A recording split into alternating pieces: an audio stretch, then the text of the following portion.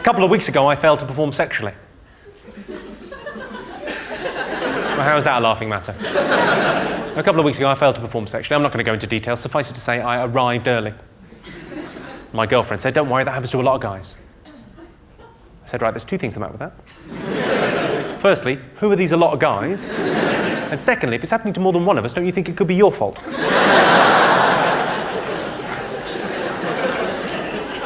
She says there's never an excuse to raise your hand to a woman. What if you've got a question? She says that because she's a woman, she's good at doing two things at the same time. If that's the case, why is the threesome out of the question? I was in the high street the other day. There was a girl there with a clipboard. She said, could you spare a few minutes for cancer research? I said, all right, but we're not going to get much done. We can pop into Boots and see if they've got anything. You know that disclaimer they put at the end of films? You know the one that says the characters and the events in this film are purely fictitious, any relation to real characters and events is purely coincidental? Yeah? Do they really need that on Lord of the Rings? Is anyone watching that thinking, this is a brilliant documentary? I might think about going to New Zealand on my holidays. But wait, no, I don't want it ruined by Saruman, he's Orc Army.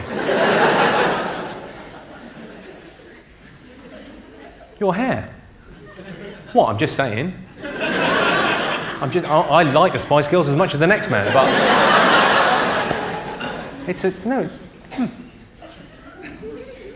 I can't help noticing you've got a tattoo on your... Well, it's your boob, isn't it, really? It sort of draws the eye. What is that, exactly? It's a rose. On your... As if boobs aren't fun enough as they are. She's thought, I'll tell you, I'll brighten these things up. No fella's going to like these. What do guys like? They like flowers, don't they? Yeah, I'll get a picture of a flower. Did you not think, what do you like? What kind of thing? You look like the sort of bloke that like cars and guns and tanks. Get a nice tattoo of a tank on your tip. Lovely. He could be, you know, and going, oh, is that a Sherman? Because flowers, unless he's secretly gay, and I'll be honest, there's a lot of earrings and spiky hair. Good, fine. I remember before J-Lo, before the term ghetto booty, when we used to just call it a fat arse. Of course, J-Lo's had her bum insured for $10 million. Don't know if that covers contents.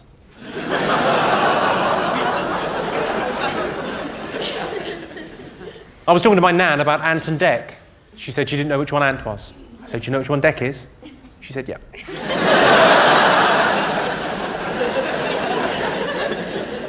My girlfriend asked me recently one of the big questions in life. She said to me, do you want to have children?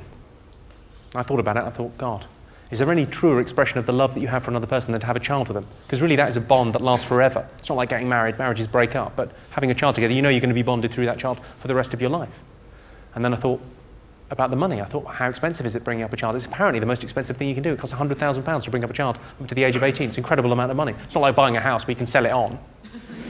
It doesn't appreciate, that's just gone.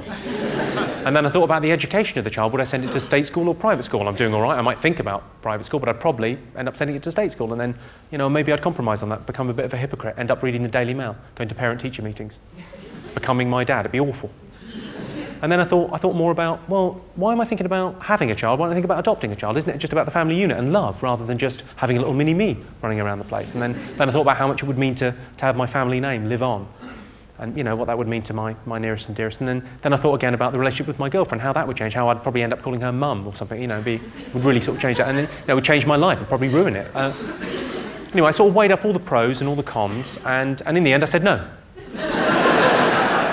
Of course, by then I'd come.